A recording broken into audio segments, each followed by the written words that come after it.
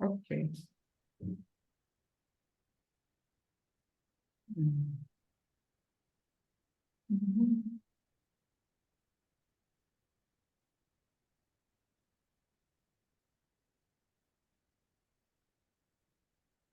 Vamos entrar no evento. Hum.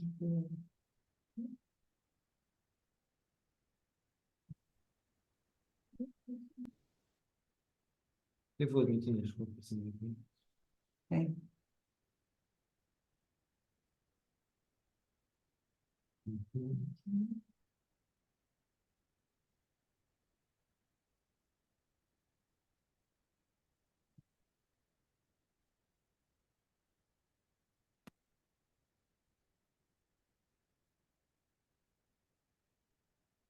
Não, não, uma coisa não vejo aqui.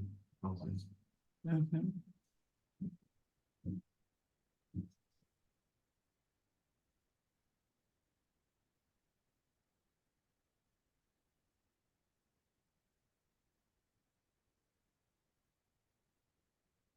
Não, ok, chato. Sim, é o centro devagarinho no centro. É.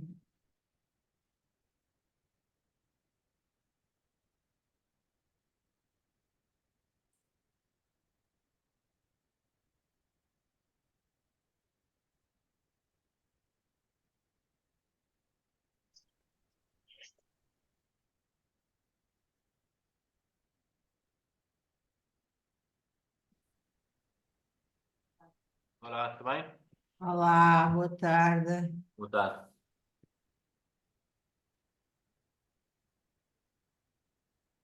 Prazer. Prazer também. Mas mais um minutinho só.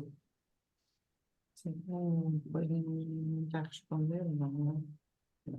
Depois não confirmo, Hã? não confirmo hoje. Pois, não vai. Here is good. Sim. But this is good.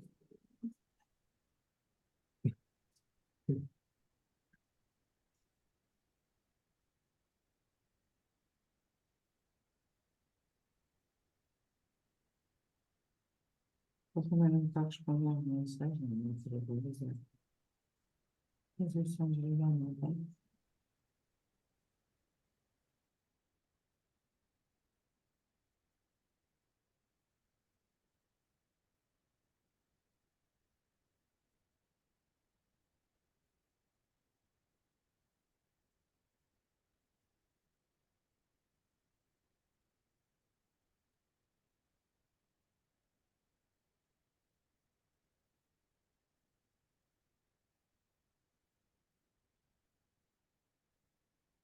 Boa tarde, Ana. Boa tarde. Boa tarde.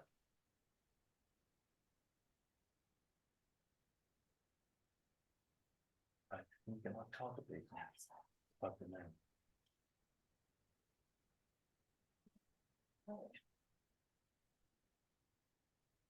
No, you're gonna, that's sorry, you are.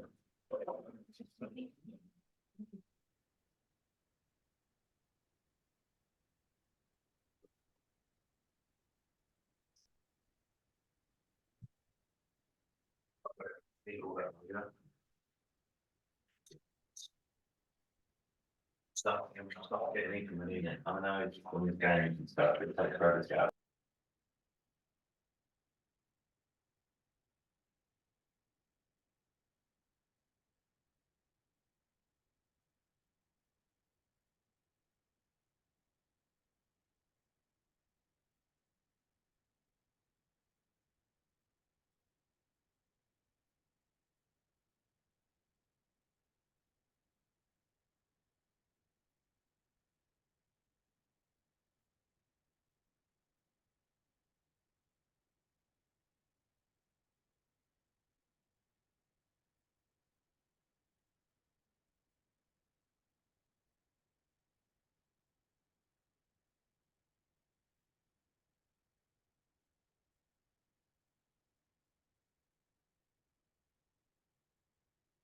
Sim, se ele está à procura de...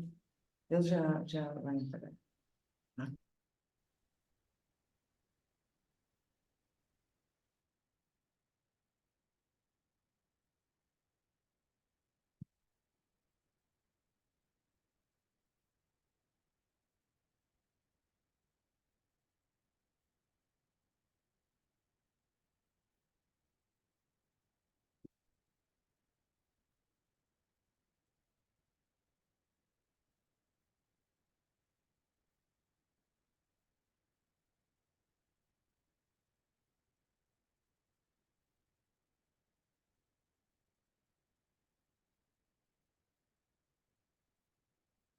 Estamos só...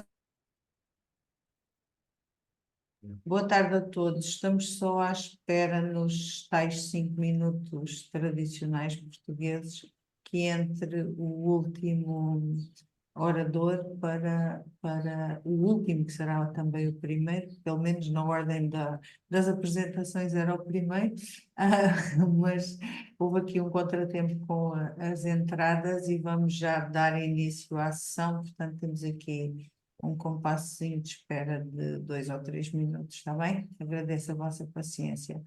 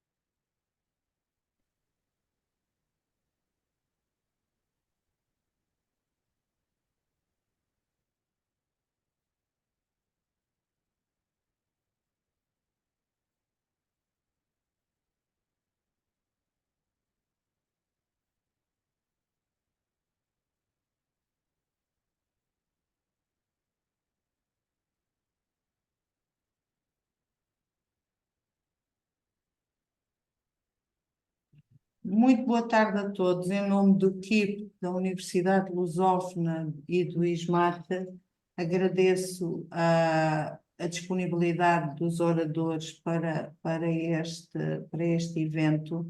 Vamos falar hoje de uma temática que é de todo muito relevante na promoção dos destinos turísticos, mas onde não existe ainda muitos consensos, naturalmente, em relação ao impacto que o filme tem no desenvolvimento turístico e na reputação e na imagem do destino. Naturalmente, existem, e temos um exemplo muito claro disso, o Rabo de Peixe, a série Rabo de Peixe, que acredito que todos nós vimos, uma série bastante interessante, muito peculiar, em que já estão a fazer a segunda temporada, esgotou os hotéis e o alojamento local em Rabo de Peixe, portanto a taxa de sucesso foi espetacular. A verdade é que também há, como sempre na vida, há sempre quem acha que está bem, há sempre custos, há sempre benefícios e, portanto, há também algumas. A verdade é que também em relação ao cinema, começa-se a assistir a uma procura cada vez maior e é uma aposta muito grande do turismo de Portugal na dinamização de filmes em Portugal, filmados em Portugal para promover o destino, e é sobre isso que eu chamei, é sobre isso que nós gostaríamos de ouvir falar e por isso chamamos 3 pessoas que têm um papel fundamental no desenvolvimento do cinema em Portugal. O professor Manuel José Damásio, que todos nós conhecemos, administrador da Universidade, do Grupo Lusófona, e também o presidente da primeira universidade europeia na área do cinema. Eu acredito, espero não estar a dizer nada errado, mas é não só a primeira universidade europeia na área do cinema, como foi também a primeira universidade europeia a ter uma presidência portuguesa. E, portanto, parabéns por isso, parabéns pelo desempenho, parabéns pela forma como o turismo o cinema tem sido construído como uma forma de alavancar destinos turísticos.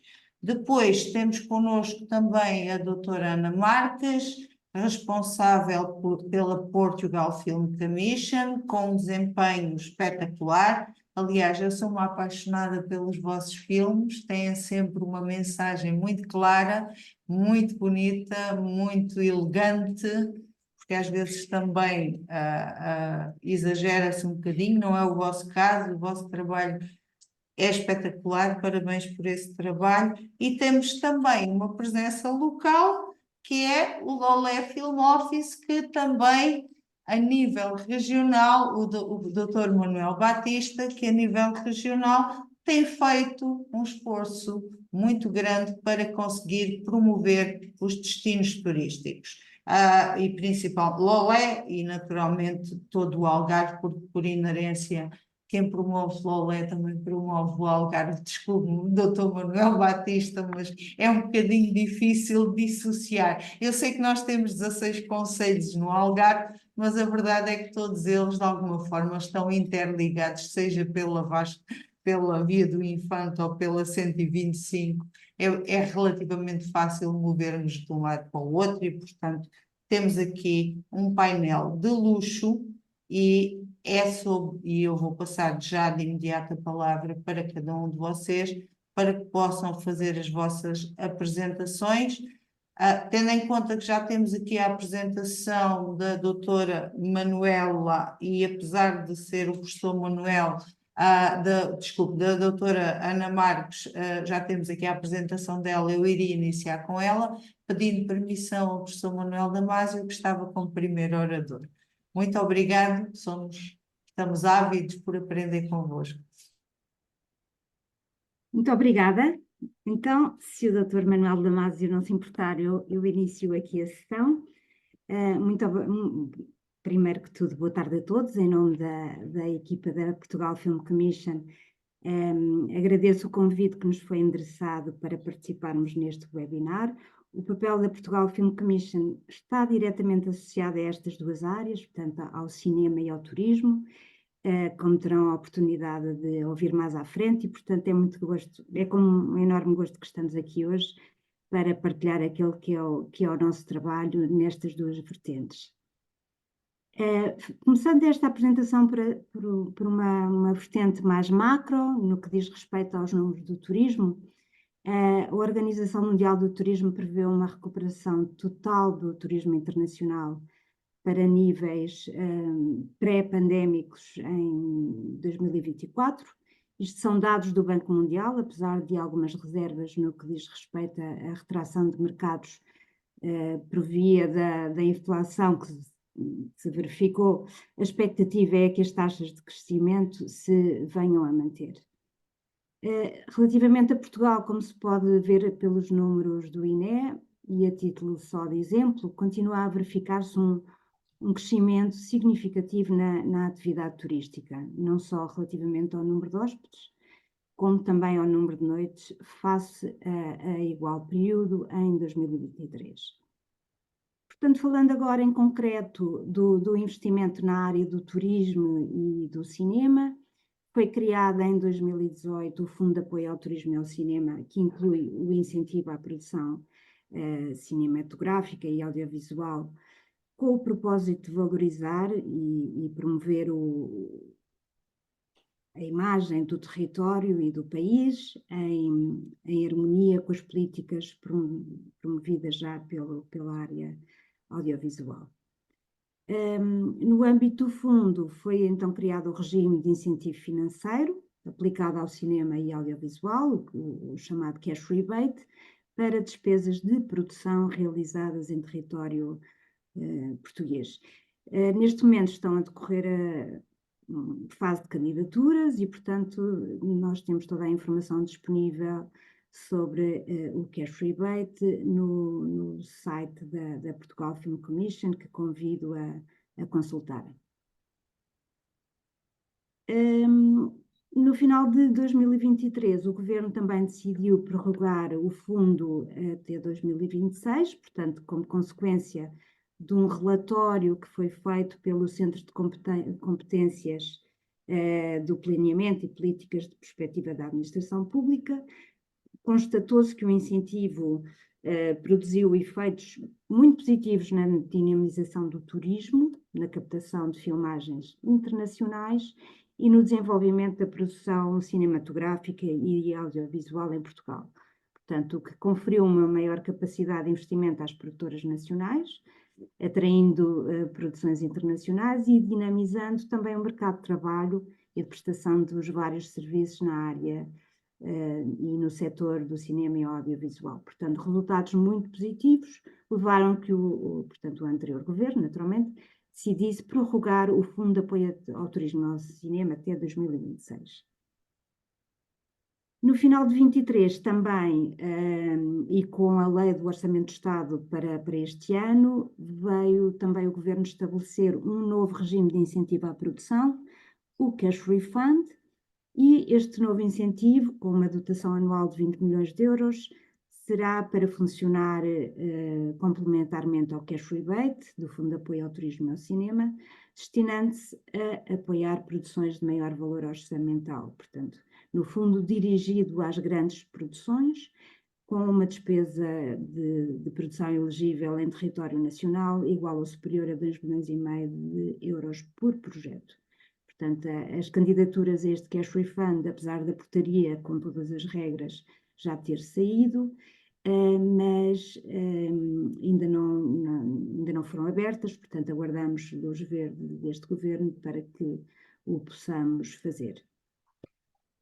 Relativamente àquilo que é, em termos de cronologia, a Portugal Film Commission e a sua criação, ela é criada em 2019 enquanto grupo de projeto, sempre na dependência dos membros do Governo responsáveis pelo turismo e pela cultura, e assim permanece até 2022, portanto ainda como uma estrutura de missão. Também como consequência do relatório que referi há pouco, a Portugal Film Commission é, o ano passado, integrada no Instituto do Cinema e do Audiovisual, continuando a reportar a sua atividade às duas tutelas, portanto aos membros do Governo, responsáveis pelas áreas do turismo e pelas áreas da cultura.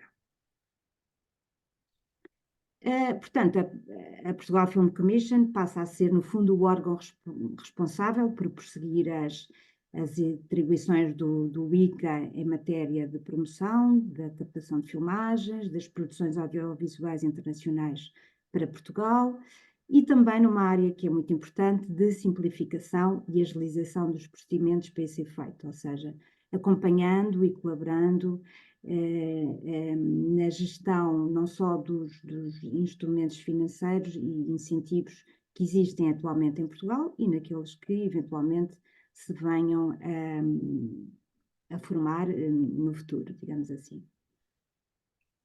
Em termos daquilo que são os nossos objetivos estratégicos, temos o trabalho direcionado em três grandes áreas: a promoção de sinergias entre as indústrias criativas e o turismo, proporcionando visibilidade ao destino de Portugal e à melhoria desta experiência turística, a afirmação de Portugal como um destino internacional de filmagens, conforme expliquei, e também a articulação com as Film Commissions regionais, com as Film Offices, como é o caso aqui com o Manuel Batista, com quem trabalhamos assiduamente, com a rede diplomáticas e as associações e empresas do setor, de acordo com a Lei de Incentivos para a Captação de Filmagens e também com os acordos de coprodução cinematográficos que existem com diversos países. E isto, de facto, é um papel relativamente fácil, aquele que nós temos, porque são muitas as razões pelas quais podemos promover Portugal como um destino de filmagens. desde já os dias de sol, as longas horas de sol e de céu limpo que temos quase 300 dias de sol por ano e um nível bastante baixo de precipitação, o que permite a produção durante todo o ano. A diversidade de cenários, Portugal oferece tudo, não é? Desde praias, castelos, palácios, monumentos, cultura, arquitetura moderna, a variedade paisagística de Portugal é enorme e conta com cenários tanto na área do património, seja ele cultural ou natural, que é de facto fantástico. E por outro lado, esta diversidade de cenários existente a curta distância é também uma das grandes vantagens do nosso país, porque em menos de 5 horas conseguimos percorrer o país, pelo menos o território continental de norte a sul. Temos 6 aeroportos internacionais a funcionar, 5 portos internacionais e uma rede viária bastante acessível e, portanto, o que permite a deslocação fácil dentro do território e rápida. Por outro lado, em termos daquilo que são os técnicos, temos profissionais experientes, talento, disponível a preços competitivos. As equipas portuguesas são muito reconhecidas internacionalmente, estão habituadas a trabalhar em produções internacionais, têm uma vasta experiência em produções de cinema, em produção de televisão, em publicidade. Portanto, são equipas, conforme expliquei, reconhecidas pelo setor internacional. Normalmente são pessoas que têm fluência em inglês, que é um ponto importante também, e que o espanhol e o francês é também amplamente falado. Relativamente àquilo que são as instalações, os estúdios e equipamentos, eles estão concentrados, a maior parte deles, nas áreas de Lisboa, Porto, e equipados com a mais recente tecnologia, portanto, falamos de produção e pós-produção. Relativamente àquilo que é a oferta hoteleira e gastronomia de qualidade, acho que não vale a pena descrever, porque todos nós sabemos que Portugal recebe bem e, em termos de gastronomia, é reconhecida amplamente por isso. Portugal tem também acordos de coprodução com mais de 60 países em todo o mundo, o que inclui os países de língua oficial portuguesa, o que é bastante importante em termos de distribuição, e é igualmente um país bastante estável, bastante seguro. De acordo com o Global Peace Index de 2023, estamos no 7º país mais seguro do mundo. E depois, conforme eu referi, também estes 2 incentivos que neste momento estão disponíveis são naturalmente outras das razões que, em termos de mercado e dada a competitividade que existe atualmente no que diz respeito aos incentivos financeiros, que têm grande importância, portanto, o PIC Portugal e o Carefree Fund. De facto, em Portugal há muitas oportunidades para desenvolvermos o setor do turismo, que desejamos naturalmente que seja feito de uma forma sustentável e que naquilo que diz respeito às diferentes tendências que relacionam o produto turístico com o cinema, destacamos aquilo que é designado, enfim, com várias expressões, mas que aqui numa tradução portuguesa podemos designar como turismo cinematográfico, ou seja, é a atividade turística num destino ou numa atração que ocorre em resultado de ser retratado ou num filme ou numa série televisiva. E, de facto, neste aspecto, as Films Commissions desempenham um papel fundamental, pois entre as suas funções promovem um destino específico, como local de filmagem, de produções audiovisuais e, portanto, naturalmente promovem a existência do turismo cinematográfico. Claro que para destinos que sejam menos conhecidos, isso oferece aos territórios uma projeção de que, de outra forma, não teriam. Portanto, Isto acaba por ser uma ferramenta de marketing fundamental para estes destinos. De facto, há uma apetência, as pessoas querem conhecer em primeira mão os locais reais, onde foram filmadas as suas cenas favoritas, e isso acrescenta aqui esta camada de emoção na escolha de um destino a visitar. Portanto, é um gancho, na minha opinião, incrível para trazer pessoas a visitar um determinado destino.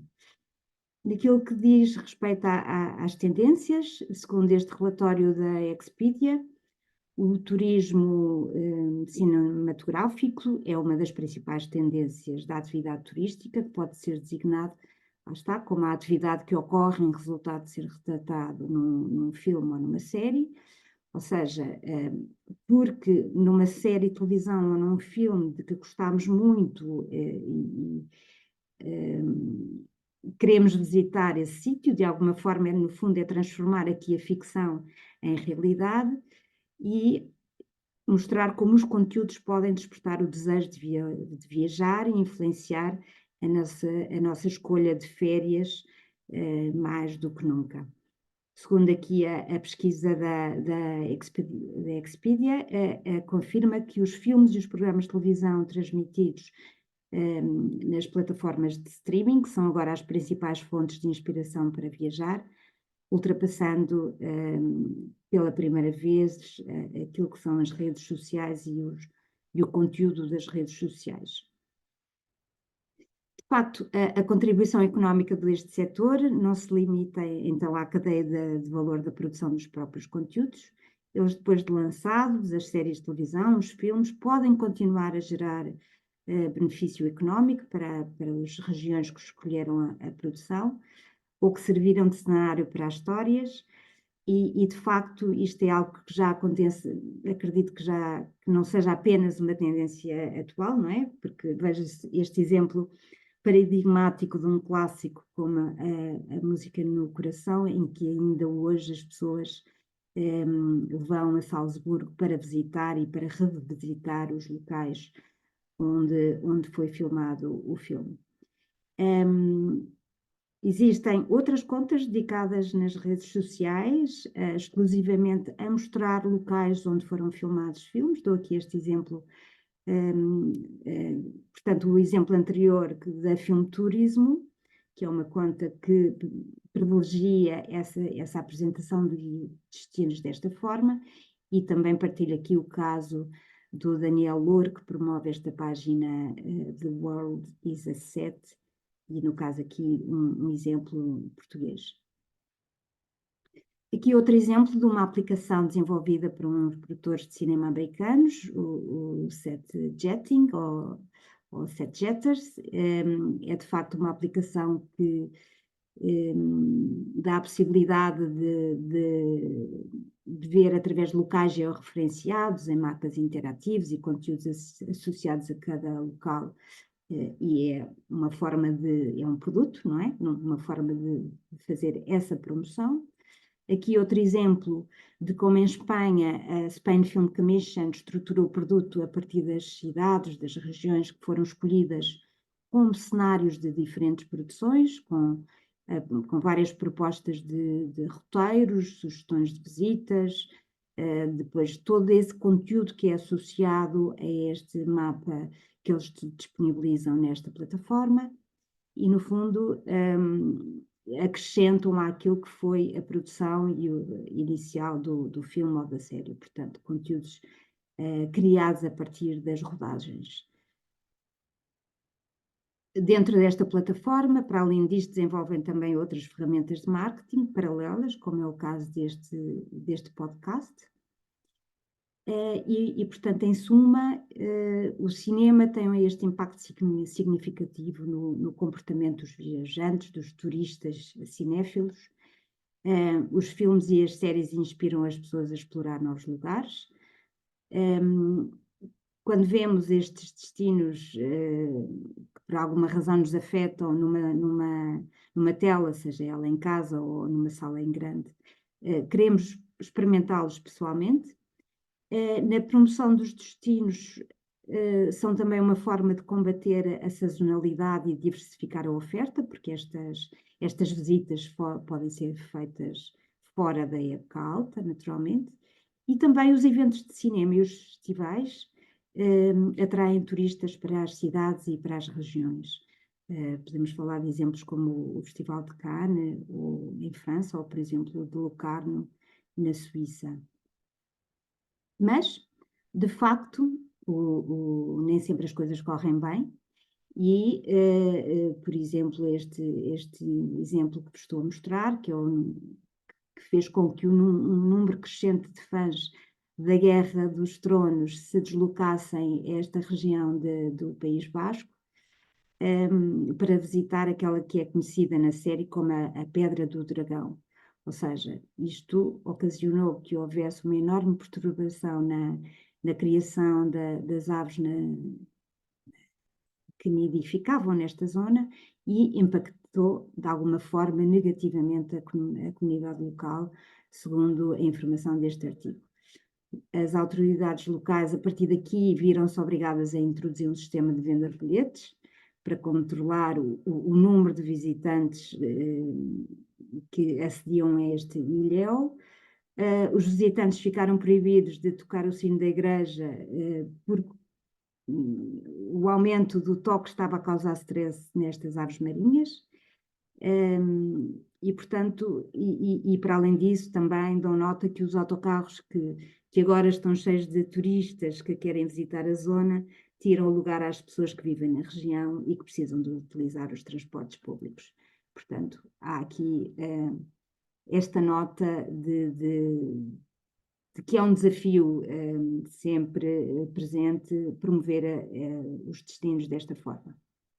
Também a Guerra dos Tronos passou por Idanha, a prequela do House of Dragon, que já decora Monsanto, é o título deste artigo com a imagem que vêem do lado esquerdo, artigo do Público, dando nota que o município inaugurou uma nova rota turística dedicada ao Ninho do Dragão, inaugurado em simultâneo com alguns melhoramentos que foram feitos na aldeia de Monsanto. E aqui do lado esquerdo, aquilo que a Antónia já referiu, o roteiro digital da série Netflix Rabo de Peixe, que pode ser acessado através da aplicação Visitar, aliás. É uma aplicação que está disponível para download gratuito, que oferece uma experiência guiada por 12 dos principais locais das rodagens no concelho da Ribeira Grande, portanto na ilha de São Miguel nos Açores, e estas duas séries, acrescento, foram duas séries que foram apoiadas pelo Fundo de Apoio ao Turismo e ao Cinema. Portanto, o que é possível fazer? Lanço já aqui a questão, no fundo é o que é possível fazer para mitigar o impacto repentino e excessivo do turismo, que o turismo cinematográfico pode trazer. Portanto, acho que é fundamental que este desenvolvimento seja orientado por princípios éticos, respeitar a autonomia, a cultura, a comunidade local, de modo a evitar danos e garantir a justa distribuição dos benefícios. Isto é, os próprios destinos têm que estar preparados para lidar com uma possível avalanche de excesso de turistas e, portanto, não devemos deixar que impacte negativamente a comunidade. No fundo, a experiência que o próprio turista deve ter deve envolver toda a comunidade.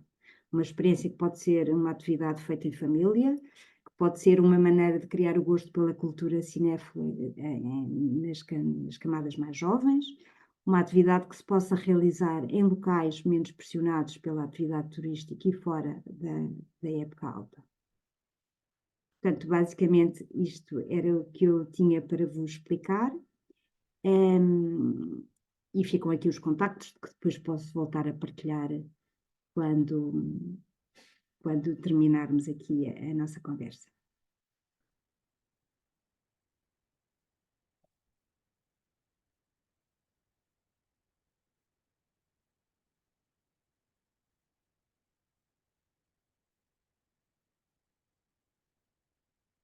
Eu não estou a ouvir a Antónia, não sei se sou só eu. Desculpa, muito obrigado. Era exatamente essa a questão que no fundo deu mote a este evento. Pese embora eu acho que pronto, os efeitos, os efeitos da avalanche que possam acontecer nos destinos podem ser controlados com algum planeamento turístico e, portanto, o cinema não traz mal nenhum porque pessoas a mais não faz mal, é preciso é que o destino esteja preparado para planear essas visitas, certo? Se houver esse planeamento, eu não vejo mais receita, não nos vai fazer mal nenhum, só nos vai fazer bem. Agora, mais visitas só nos vai aumentar a reputação. É importante é que haja, da parte do destino, uma capacidade de planeamento para receber esses 66% de pessoas que querem visitar o destino. Mas, naturalmente, esta é a minha opinião, não tenho trabalho científico feito nesta área, mas gostava de ter, e portanto fico ao desafio. Eu passaria a palavra para o professor Manuel José Damasio. Não? Hello? Olá. Boa tarde. Tudo bem? Olha, eu antes de mais nada ia pedir permissões para poder partilhar o ecrã. Já tem, Tem? Manuel, já tem. Ok, Já tem. pronto. Então, bem, em primeiro lugar, agradecer o convite. Em segundo lugar, espero que estejam a ver o meu ecrã agradecer também a apresentação anterior, porque de alguma forma acaba por servir de enquadramento um bocadinho para aquilo que eu queria fazer, que na prática é não tentar responder à pergunta, até que não seja nada linear de responder, mas tentar um bocadinho enquadrar algumas das questões que foram colocadas e fundamentalmente tentar enquadrar isto, o tópico que estamos aqui a discutir, dentro do processo de desenvolvimento de uma atividade cinematográfica em Portugal. Eu vou propositadamente fugir à palavra indústria, que é uma palavra que às vezes gera assim alguma celeuma no contexto nacional, mas vou tentar aqui enquadrar este problema do ponto de vista daquilo que é o modelo de desenvolvimento da própria atividade cinematográfica em Portugal, porque acho que as relações simbióticas entre o cinema e o turismo têm uma relação direta depois com os benefícios mútuos que daí possam resultar. Já foram aqui enquadrados alguns problemas para o setor do turismo, e também algumas desvantagens. Acho que é interessante olhar para a relação no seu conjunto. A perspectiva que eu trago é super simples, eu não vou perder tempo com apresentações. Fazer em primeiro lugar, se calhar um disclaimer, que é o facto de que a perspectiva que eu aqui trago é muito uma perspectiva do ponto de vista exclusivamente cinematográfico, ou seja, se quisermos do ponto de vista da atividade cinematográfica, eventualmente negligenciando aqui alguns aspectos que me parecem importantes do ponto de vista depois da atividade do setor turístico em si, mas foi um bocadinho essa a abordagem que trago. E aquilo que eu queria deixar como principal, e se calhar o principal argumento desta conversa, é relativamente simples, é que aquilo que é a relação entre cinema e turismo é uma relação baseada no que, em teoria das redes, chama uma externalidade positiva, ou seja, há efeitos da atividade cinematográfica sobre o setor do turismo que, por norma, são enquadrados, e aliás, na apresentação anterior, e muito bem, foram elencados vários desses benefícios possíveis, mas são maioritariamente elencados de uma forma unidirecional, ou seja, olha-se muito para como é que o cinema pode alavancar uma atividade turística, como é que o cinema pode, e como é que o turismo pode gerar retorno para o próprio setor cinematográfico, mas raramente nós olhamos de uma forma integrada para esta relação. Um dos exemplos, eu achei piada ao exemplo da música no coração, porque o exemplo da música no coração seria um exemplo dessa exceção, que é na base termos estas externalidades a atuarem de forma integrada. E o meu argumento é que isso é um bocadinho, se calhar, o único modelo possível e sustentável num contexto como o português, e não tem nada a ver com Portugal em si, tem a ver com um conjunto de fatores que afetam aquilo que eu vou chamar os pequenos países, sem que aqui pequeno se tenha qualquer conotação negativa, é única e exclusivamente pequenos, porque são objetivamente pequenos do ponto de vista da sua atividade e da sua dimensão, e é essa um bocadinho a linha, e já vou explicar porquê, a linha que vou aqui seguir ao longo desta argumentação. Este argumento parte de um princípio relativamente simples, é que há drivers, ou seja, há motores destas relações simbióticas, e muitos já foram mencionados. Eu gostava de destacar, ou se calhar realçar, desde já um aspecto que foi pouco que nós normalmente tendemos a negligenciar, que é o papel absolutamente central da tecnologia cinematográfica. Nós hoje, quando falamos de cinema, falamos de muito mais do que só a experiência cinematográfica tradicional da sala de cinema. Foi mencionado, por exemplo, o papel central das plataformas de streaming na definição da escolha de um destino turístico, mas depois a tecnologia como um todo, aquelas tecnologias que suportam a produção e a disseminação de imagens em movimento, têm um conjunto de valências muito interessantes para o setor turístico, não é? E que todos conhecemos, não é? Nós todos estamos muito habituados a ver filmes de promoção de destinos turísticos, foram mencionados alguns exemplos. Nós todos estamos muito habituados a utilizar, ao nível da automação, nomeadamente as online travel agencies, utilizam já cada vez mais conteúdos automatizados produzidos com recurso à inteligência artificial, por exemplo, para suportar experiências de destinos turísticos, e estamos também já muito habituados, aliás, foram mencionados um ou dois exemplos, à utilização de conteúdos cinematográficos para explorar herança cinematográfica. Por norma, nós olhamos um bocadinho para isto como a herança cultural aparecer num conteúdo audiovisual. Bem, eu fui buscar o famoso exemplo também de Dubrovnik, da Guerra dos Tronos, foi mencionado um outro exemplo da Guerra dos Tronos, mas a exploração da herança cultural pode ser muito mais do que só estes exemplos, como o que foi mencionado de Espanha, ou este caso da Croácia, porque nós podemos explorar a herança cultural de uma forma multifacetada, e eu aí parece-me que há muita coisa que pode ser feita sem os danos que foram mencionados no caso espanhol, ou que também aconteceram no caso do Dubrovnik, também situações menos positivas do ponto de vista depois da exploração da herança cultural em contexto audiovisual, e há muito mais do que se pode fazer. Nomeadamente, quando nós olhamos para o potencial que o cinema tem para explorar aquilo que se chama a diversidade. Isto é particularmente importante no caso dos pequenos países ou das pequenas culturas, por uma razão muito simples, porque uma das consequências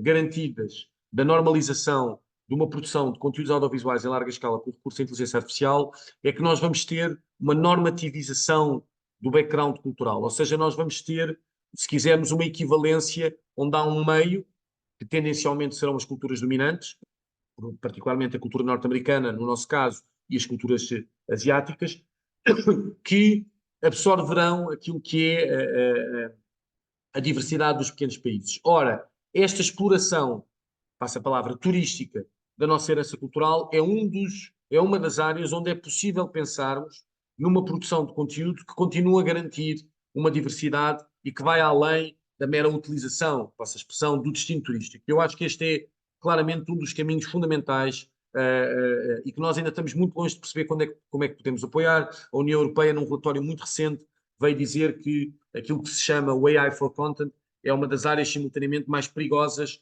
e mais promissoras da utilização da inteligência artificial e, em particular, no domínio da promoção da herança cultural. Nomeadamente porque é uma oportunidade que nós temos de fazer ouvir as vozes dos pequenos, não é? Um dos problemas da utilização do destino turístico, um dos problemas de se fazer uma parte do Fast and Furious em Portugal, eu não tenho nada contra o Fast and Furious, mas temos de estar todos conscientes que a nossa voz, e agora aqui digamos a voz do português, ou do croata da Guerra dos Tronos, não é de toda ouvida. Eu, quando digo ouvida, é ouvida no conteúdo. Ou seja, a nossa voz não está lá.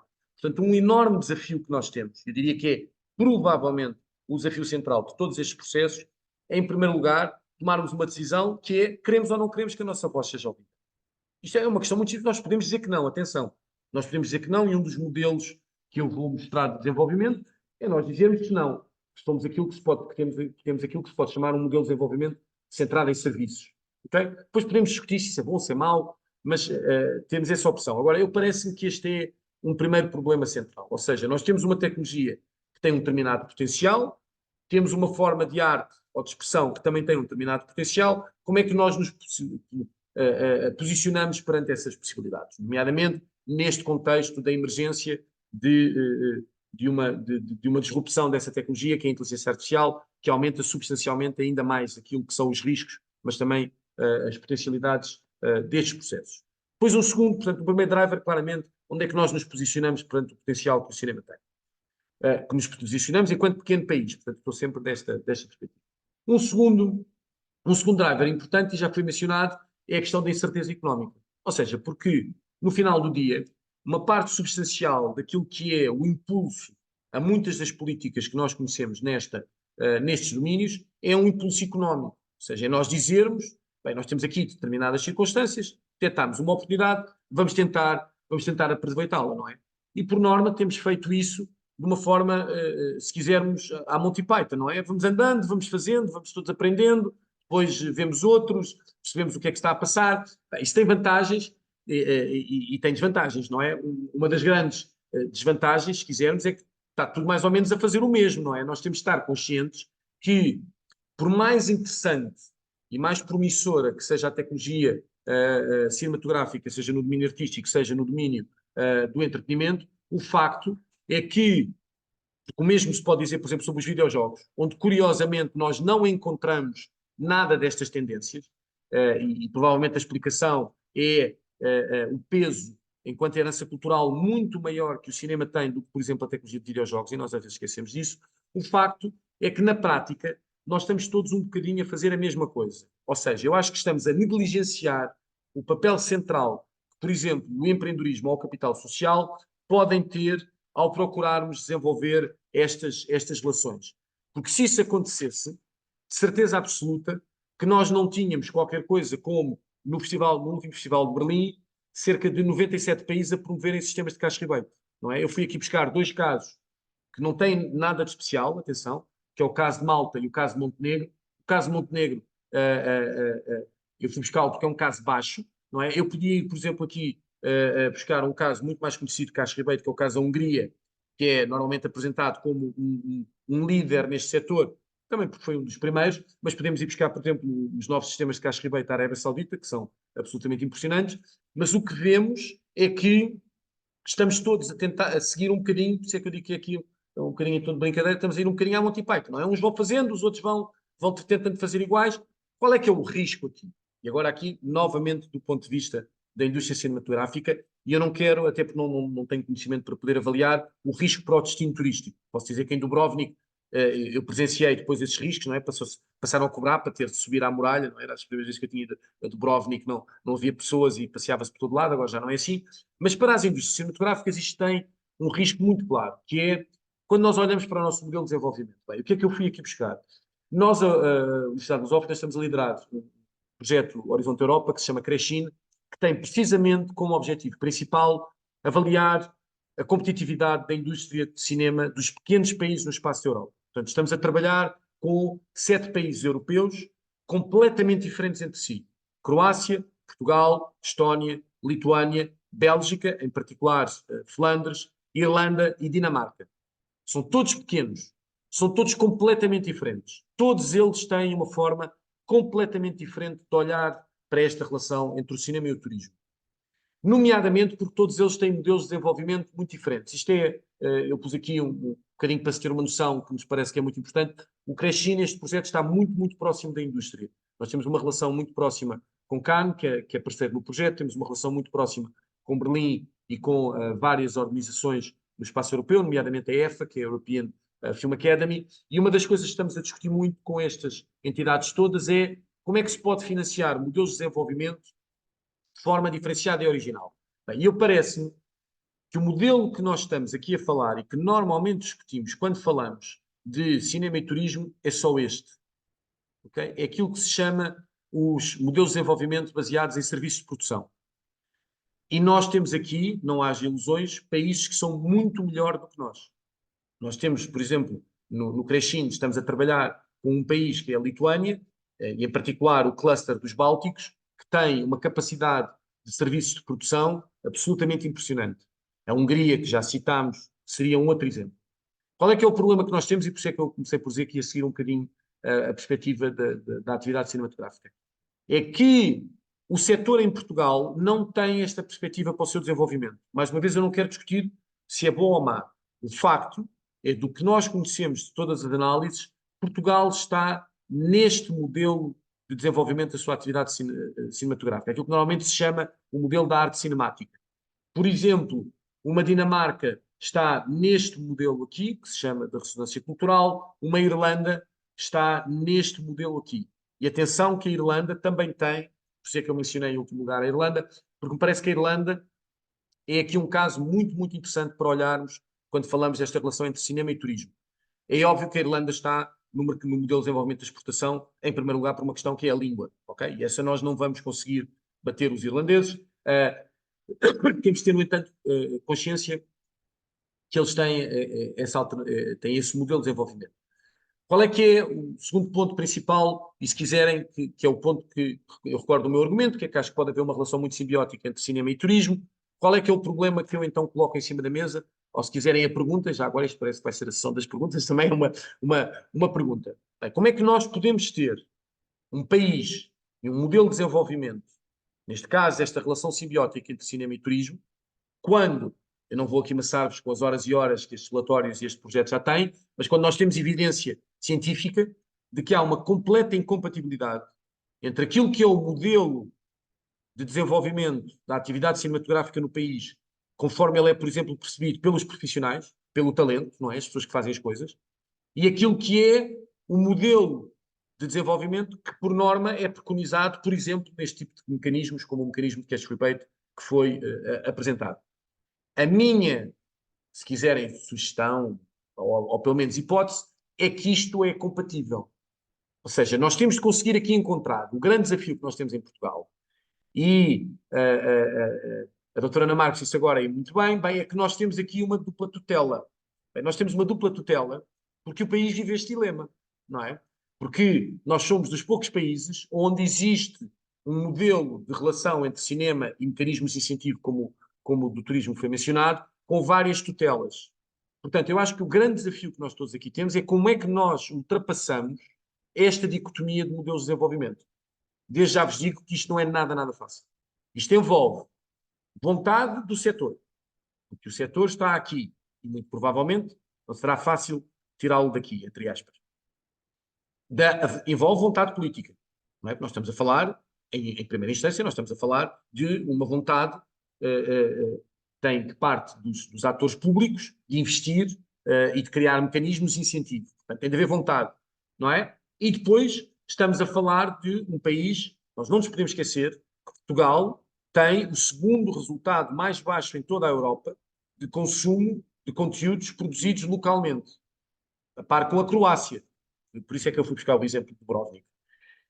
E eu não quero com isto dizer nada, mas gostava de salientar que um mercado como, por exemplo, a Dinamarca, que tem uma das cotas internas mais altas da Europa, ou a Bélgica, nomeadamente a Flandres, não têm sistemas de incentivo deste tipo. Eu não estou aqui a querer criar nenhuma relação de causa e efeito, só estou a salientar a correlação.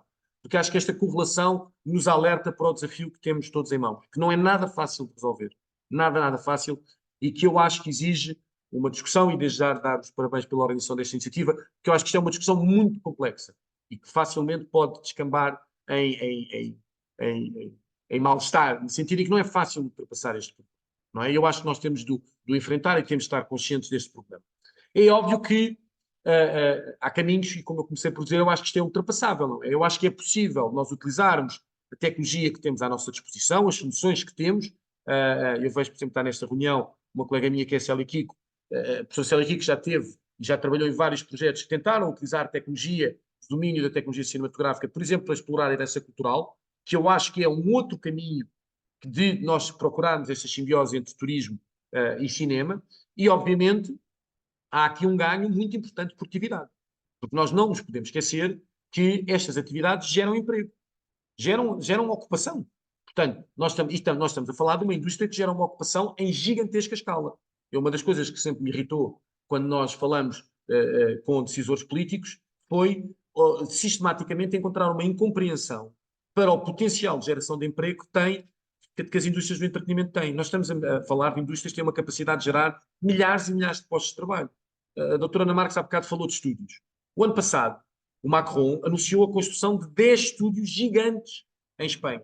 O Megalópolis do Francis Ford Coppola, que vai estrear agora em Cannes, foi integralmente rodado num estúdio gigante, feito no meio dos Estados Unidos, no meio de Niures, produção virtual, com investimentos absurdos, não é? Portanto, esta produtividade só é incrementada se houver investimento. Por isso é que eu estou a dizer que isto é uma discussão complexa, não é? Porque alguém vai ter de chegar à frente também com esses investimentos, e não são investimentos nada baixos, e podem correr muito mal. Ninguém se esqueça do caso do incentivo espanhol à construção de estúdios no sul de Espanha, que depois houve um processo europeu por abuso de utilização de fundos comunitários pelo Estado espanhol, e esses estúdios foram encerrados. Estiveram encerrados durante anos e anos. Só agora é que voltaram a reabrir os estúdios onde foram feitos, aqui há uns anos atrás, o Asterix. Portanto, nós estamos a lidar com questões que envolvem, por um lado, muito dinheiro, por um lado, e por outro lado, riscos muito elevados. Agora, e em jeito de conclusão, então, eu acho que o futuro não tem de ser dramático. Não é? Eu acho que há aqui um espaço enorme de oportunidades, não é? Também temos é de ser um bocadinho audaciosos, não é? Então, como é que nós podemos fazer isto? Como é que nós podemos ultrapassar alguns destes problemas e encontrar modelos de desenvolvimento que sejam positivos para todas as partes, ou pelo menos interessantes? Bem, a primeira coisa é que eu acho que nós temos de perceber as pessoas que estão do outro lado, não é? Ou seja, as tais vozes portuguesas, nós temos de as compreender. Portanto, na minha leitura, o cinema português tem de conseguir ultrapassar o problema que tem com as suas audiências locais. Eu acho que nenhuma destas políticas vai nunca ser positiva verdadeiramente se nós não conseguimos ultrapassar este problema. E temos de o saber enfrentar e ter a coragem de o enfrentar. Não é nada fácil, não é? Em segundo lugar, temos de saber ser empáticos. E eu penso que na apresentação anterior foram salientados alguns aspectos muito positivos, porque nós somos muito empáticos na procura de relações internacionais. E temos de saber, porque não temos os milhões do Macron para fazer estúdios, portanto, temos de saber utilizar as vantagens competitivas que temos. Não é? E eu acho que a nossa empatia é uma ótima vantagem competitiva. Terceira questão, eu acho que nós temos de saber compreender os problemas reais. E na minha leitura, o problema real é este. Nós temos um problema de modelo de desenvolvimento da atividade cinematográfica em Portugal e temos de ter a coragem de o conseguir enfrentar. Ou queremos ou não queremos, não é? Mas eu acho que depois todas estas iniciativas políticas correrão o risco de não correr bem se nós não conseguirmos encontrar um modelo de desenvolvimento com o qual todos estejam de acordo, não é? Para isso eu acho que as coisas têm de ser simples. Eu confesso que eu vivo muito assustado com este país por uma única razão, é o volume de legislação que se produz.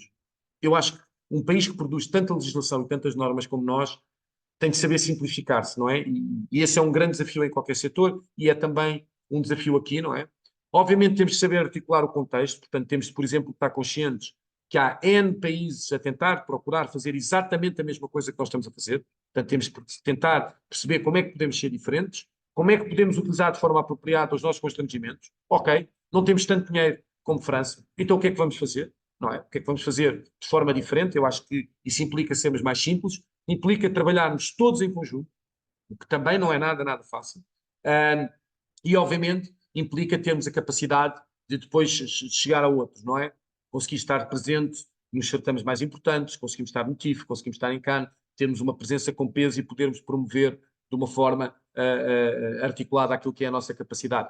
Nós entramos, por exemplo, no mercado em Berlim e Espanha este ano ocupava uma área brutal dentro do mercado a promover as várias províncias de Espanha. Eu acho que cada província de Espanha, algumas províncias que as pessoas em Portugal não sabem o nome, tinham mais espaço de promoção do que tinha Portugal. Não é? E temos de estar conscientes disso, é o que é, não é? Não vale a pena cortar os pontos, que é o que é. Eu acho que para isto nós temos de saber utilizar aqui um bocadinho a emoção, não é? Perceber onde é que podemos comunicar melhor e muito importante, temos de ser credíveis. Não é? Eu acho que esta é a pedra de toque fundamental. E como é que se é credível? Bem, eu, na minha opinião, neste contexto, só se é credível de uma maneira, que é criando condições sistémicas. Portanto, a minha resposta final, não é, à pergunta que fiz, como é que isto se resolve, como é que isto pode ser feito? Eu acho que pode ser feito com condições sistémicas. Condições sistémicas que facilitem a agilidade dos atores no sistema, que nos permitam atingir de uma forma empreendedora, permitindo a emergência de novos talentos, de novos negócios, constantemente. É muito importante que estes sistemas de incentivo promovam a consolidação de empresas locais. Não pode ser só uma equipa gigante que durante 10 dias se desloca e nada fica. Tem de ficar lastro. Isso é absolutamente fundamental.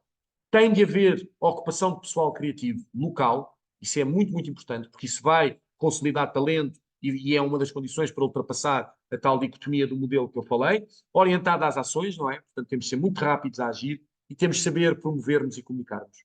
E para isso temos de estar todos de acordo, não é?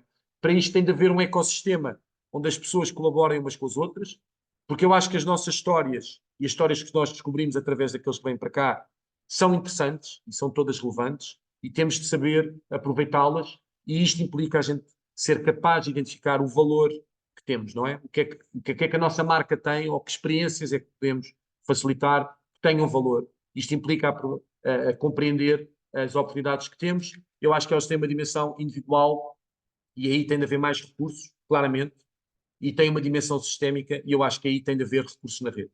O exemplo da Portugal Film Commission é um recurso na rede e estes recursos são absolutamente fundamentais. Se estes recursos não existirem, como o plano de incentivos foi mencionado, o resto não funciona. Podemos ter indivíduos brilhantes, excepcionais, nada vai acontecer. Tem de haver condições sistémicas, tem de haver empresas sólidas, financeiramente sólidas, credíveis, em que se pode confiar, e tem de haver depois condições sistémicas ao nível do sistema. Ou seja, eu acho que nós temos é de formular táticas para poder colaborar com benefícios mútuos. No final do dia, é essa a grande questão. Isto implica uma estratégia conjunta orientada ao valor. Eu acho que tem de claramente haver uma capacidade de criar este diálogo e perceber conjuntamente este valor. Como é que isto pode ser feito?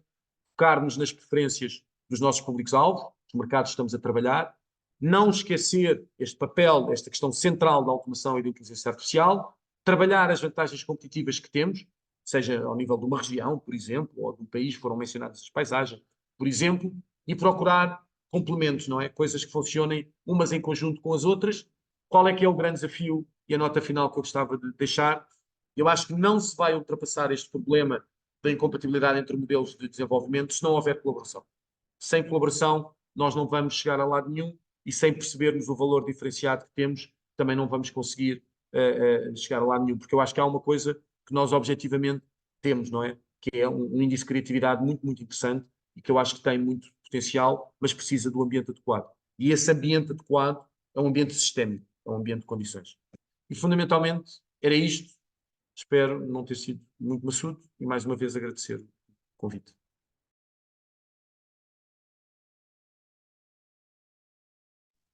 Peço imensa desculpa. Muito obrigado. Aliás, como já é normal, o professor Manuel Damasio tem uma visão sobre estas questões que nos deixa todos a pensar, o que é muito bom, porque de facto são questões extremamente relevantes. Eu tinha uma questão para si, mas vou-lhe pôr no fim. Passava a palavra ao Dr. Manuel Batista, uma visão mais localizada, mais regionalizada. Manuel? Muito obrigado pelo convite. Deixe-me dizer que depois agora da intervenção do professor Manuel Damasio, a minha intervenção não será com tanto consistência científica, como é óbvio, mas posso dar mais um testemunho empírico do que têm sido estes 10 anos de LOL FM Office e dos desafios que tivemos no início quando foi criado e dos desafios que temos hoje em dia. Também agradecer à Ana Marques pela excelente apresentação e porque tem sido sempre, cada vez mais, um fator de trabalharmos em colaboração, que é um dos objetivos do desenvolvimento sustentável das Nações Unidas, 17º, colaborarmos com os outros, e isso tem trazido, penso que, uma nova dinâmica aqui ao setor e ao nosso trabalho enquanto Film Commission, uma nacional e no nosso caso local. O que aconteceu? Em 2014 nós fomos criados. Nos 10 anos anteriores tínhamos assistido a uma criação de uma série de Film Commissions, quer em Portugal, quer em Espanha, e uma coisa que reparámos é que, particularmente, houve uma Film Commission criada no sul de Espanha, em que a notícia que aparecia era que os promotores esperavam atrair produções com equipas com volta de 300 pessoas que iriam estar durante 3 meses alojadas em hotéis de 5 estrelas. Quem trabalha na área e conhece o setor sabe perfeitamente que muito dificilmente uma produção hoje em dia terá as 300 pessoas durante 3 meses e aloja as pessoas em hotéis de 5 estrelas. Isso não acontece. Isso não é verdade. E porquê? Porque no caso daquela Film Commission específica, tinha a perspectiva que havia da criação de uma Film Commission era única e exclusivamente turística. Ou seja, criar uma Film Commission para não só promover o território, mas para atrair essas equipas massivas, um bocado irrealistas, de cinema. Nós, quando nos propusemos a criar o LFM Office no âmbito de uma autarquia, num concelho que já de si é turístico e por isso parte do ano não tem capacidade para alojar mais turistas porque já está cheio, como é óbvio, começámos a pensar se seria realmente o objetivo principal do nosso film office promover turisticamente. Achamos que uma Film Commission, por norma, local, por norma, tem 3 grandes objetivos: promover turisticamente, retorno financeiro e criação de empregos locais. Muitos desses objetivos, né, em outras Film Commissions, a criação de empregos locais era a criação de empregos quase não especializados, como assistentes de produção, drivers, assistentes de departamento de arte, carpinteiros, por aí fora. Ouvia-se de tudo. O nosso objetivo foi exatamente o contrário.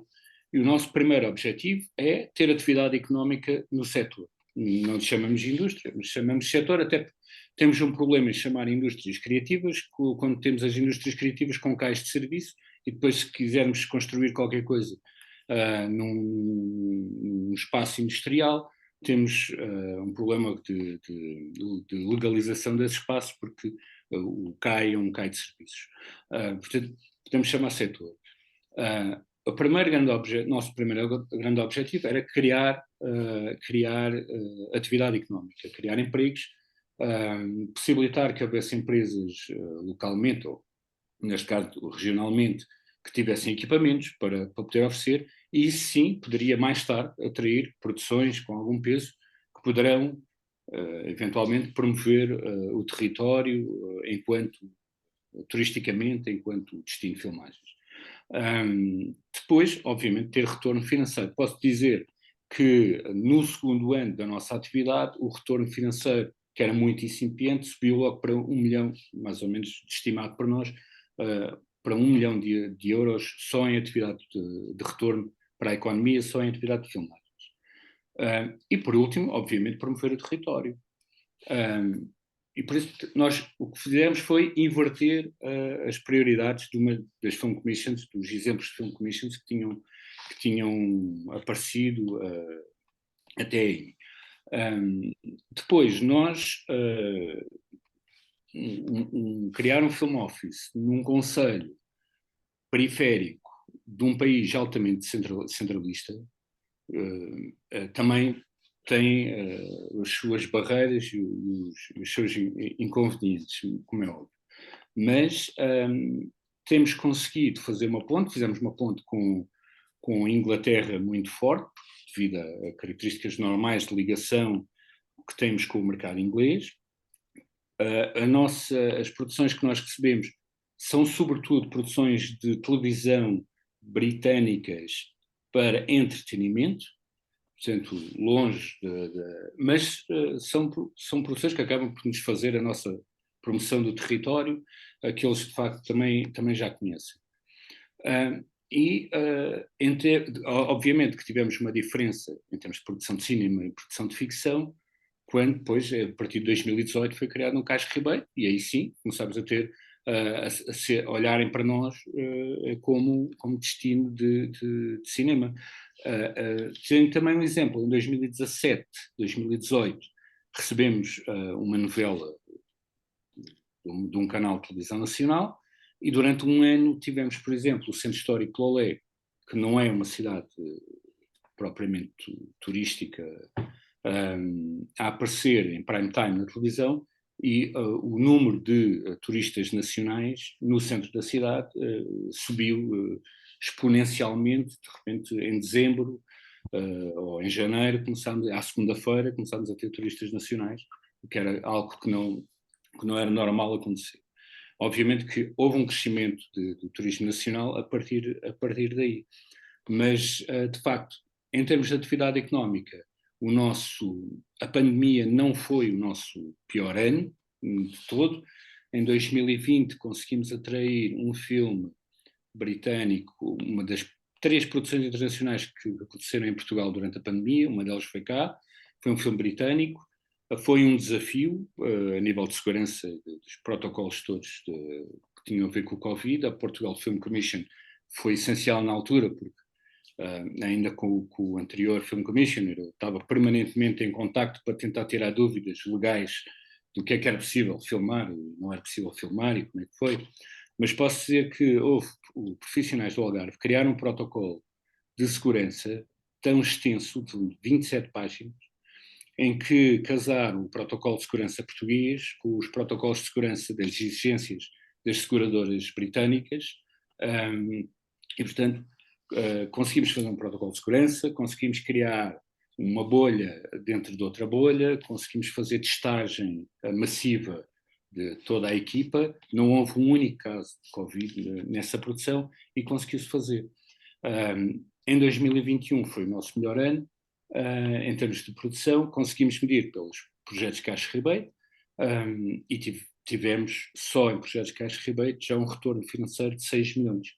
Isto não é muito para o turismo. Agora, em termos de setor e do que é o setor numa região como é o Algarve, é bastante.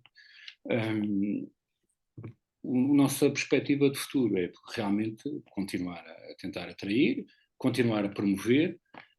Felizmente, a autarquia tem recursos e tem mostrado recursos para podermos participar nos mercados e promover.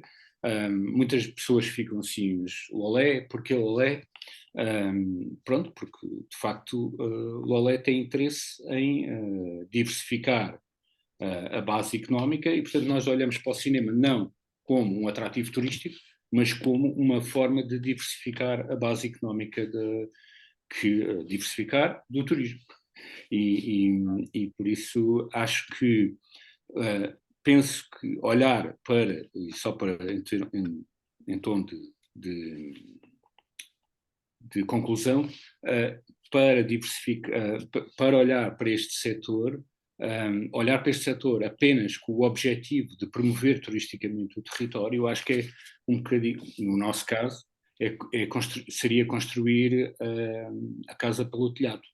E, portanto, sem termos aqui profissionais, sem termos aqui empresas com equipamentos, sem conseguirmos oferecer, e esse tem sido o trabalho de 10 anos, tem sido construir uma comunidade criativa que trabalhe nessa área, e já conseguimos ter muitos profissionais, ainda não todos, mas já conseguimos ter muitos profissionais baseados aqui. Neste momento há uma produção a acontecer aqui no Algarve, e grande parte deles estão a trabalhar nessa produção, mas tem sido, de facto, esse o trabalho, construir uma comunidade criativa que possa produzir e que, a longo prazo, consiga atrair produções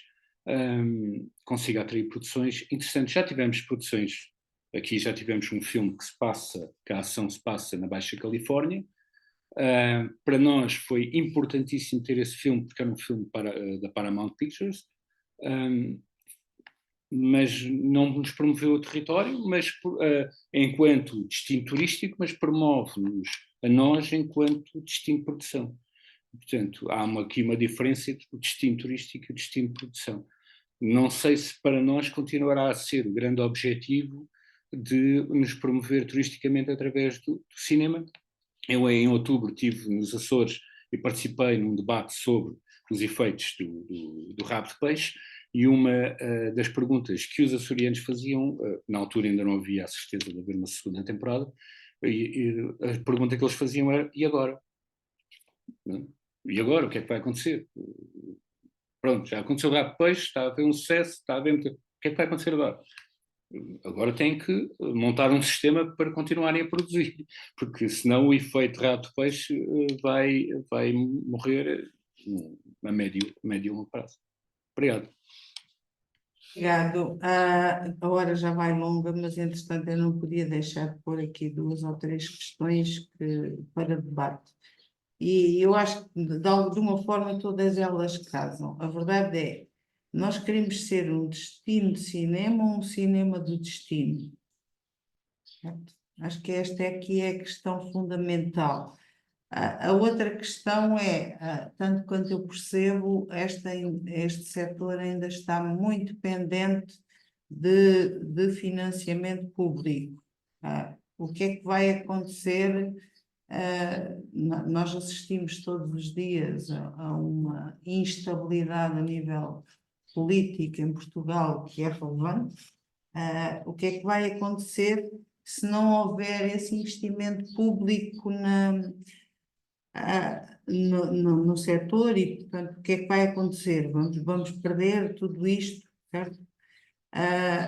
Por outro lado, daquilo que o Manuel José Damásio, o professor Manuel José Damásio disse, claramente nós podemos e devemos ter um papel no cinema, mais do que propriamente sermos apenas um sítio para recolher e para termos um destino onde se pode filmar, porque temos boas paisagens, porque claramente sendo só apenas um destino onde se vem filmar, não se ouve a nossa voz, não se ouve a nossa cultura. Como é que nós podemos, de alguma forma, influenciar Hollywood, Paramount e todas as outras fábricas, eu vou chamar assim, fábricas de produção cinematográfica, quando vêm cá filmar, terem esse papel, como tivemos um bocadinho no Rabo de Peixe.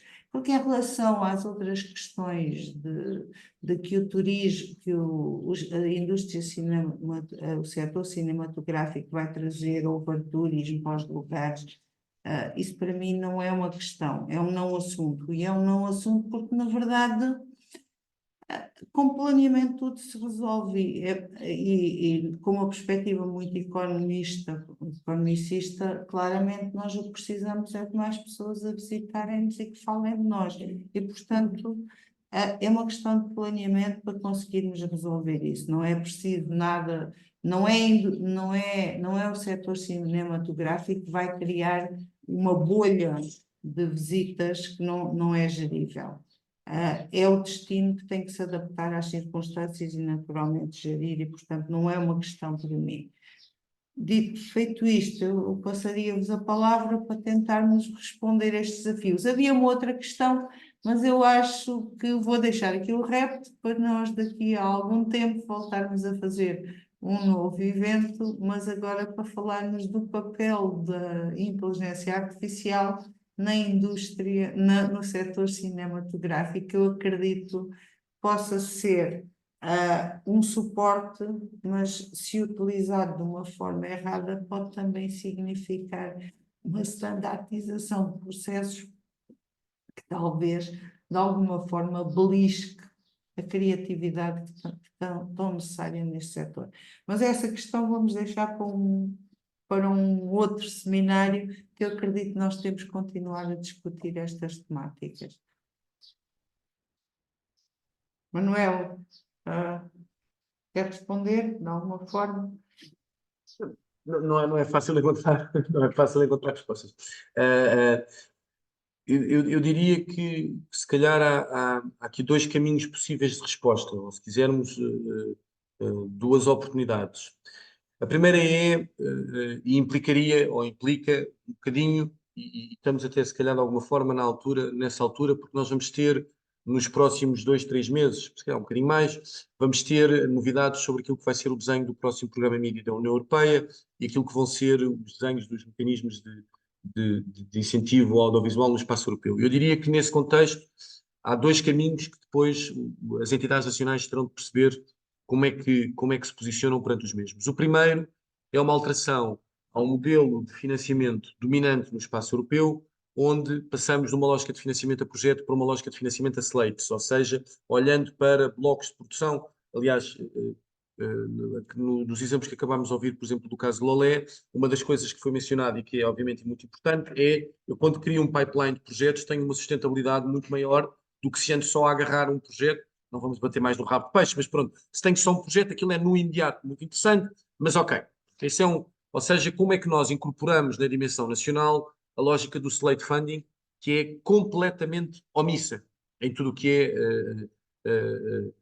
modelos de financiamento nacionais, sendo que eu acho que nós já demos passos gigantes nos últimos anos naquilo que é um dos problemas fundamentais no contexto nacional, que é a diversificação de fontes de financiamento. Nós aí já fizemos muito e o exemplo que estamos aqui a discutir hoje do caso do turismo é um exemplo concreto dessa diversificação de fundos. A questão é que a diversificação de fontes de financiamento não é à partida suficiente. Até a primeira questão é essa. A segunda questão tem a ver com as competências, ou seja, onde é que nós, e eu gostei do exemplo dos carpinteiros e dos drivers, porque esta questão das competências é muito importante. Onde é que nós nos posicionamos na cadeia de valor? Há um exemplo super interessante português e que, curiosamente, nós muito raramente falamos, que é quando nós olhamos para os dados do Observatório Europeu de Audiovisual, produção de ficção no espaço europeu, por exemplo, há 2 anos atrás, mais recentes não há, mas já há um período, se quisermos um 2019 antes pré-pandemia, para não metermos aqui a pandemia ao barulho. E se perguntarmos, olharmos para o ranking do top 10 de empresas produtoras de audiovisual na Europa por minuto produzido, no total da minutagem produzida, nós vamos encontrar nesse top 10, 20, 2 empresas portuguesas, no mínimo. O que, se olharmos à dimensão do país, é brutal, não é? Se nós alterarmos um critério no ranking e formos para o volume de faturação e custo de produto audiovisual, nós desaparecemos imediatamente desse top 10, 20. A explicação é muito simples. Nós temos um conjunto de entidades, e muito bem, que são aquilo que existe em Portugal de produção sistemática de conteúdos audiovisuais, que é a produção de telenovela. Ainda há bocado foi mencionado e bem um exemplo da telenovela, que eu acho que é essencial no contexto nacional e às vezes não mencionamos por variedíssimas razões. Mas este exemplo, deste caso, de como é que nós nos posicionamos no ranking em termos de produção audiovisual, aponta-nos para uma questão muito, muito interessante, que é onde é que nós queremos estar na cadeia de valores da qualidade de produção, não é? Para onde é que nós queremos caminhar? E esse eu acho que é a segunda parte desta pergunta, da resposta, se quisermos, que é, primeiro, alterarmos o modelo daquilo que financiamos, segundo, alterarmos a forma como nos posicionamos na cadeia de valor e procurarmos trabalhar para um ponto mais alto da cadeia de valor. Isto é muito, muito arriscado.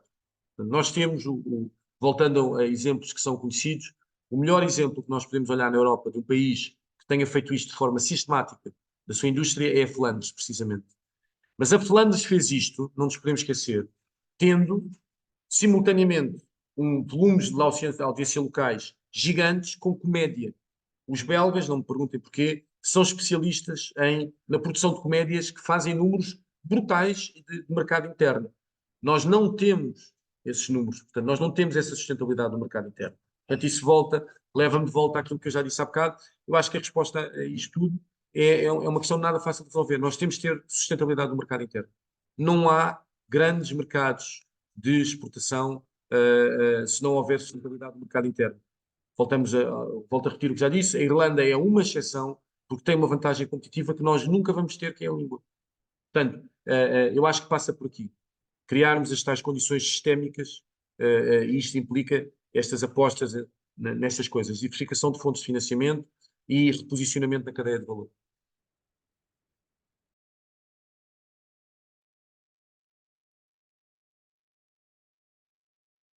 Se calhar aproveitava aqui para adicionar 3 áreas diferentes a partir das questões que a Antónia colocou. Uma é aquilo que o professor já mencionou: existe oferta, não existe procura.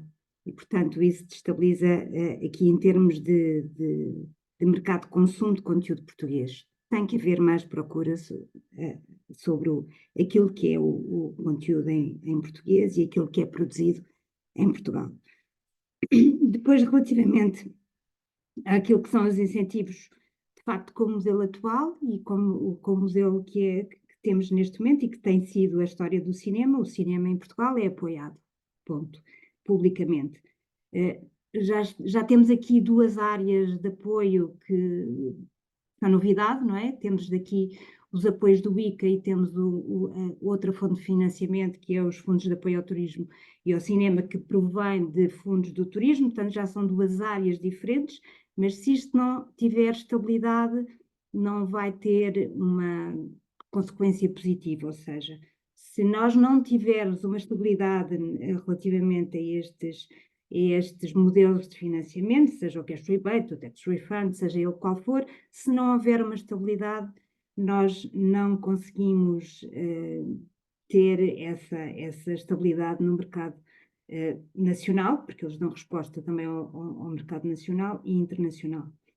Depois, o meu terceiro comentário diz respeito àquilo que é a percepção que os outros países têm neste momento de Portugal.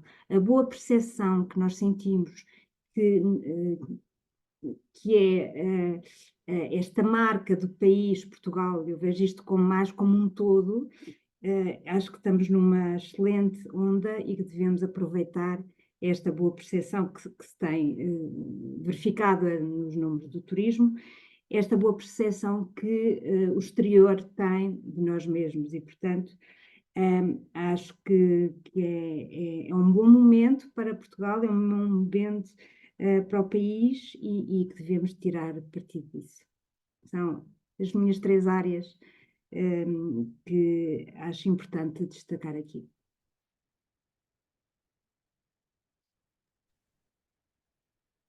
Já agora, eu dava só uma perspectiva também no seguimento do que o professor Manuel Amado disse, relativamente à Flandres e à comédia.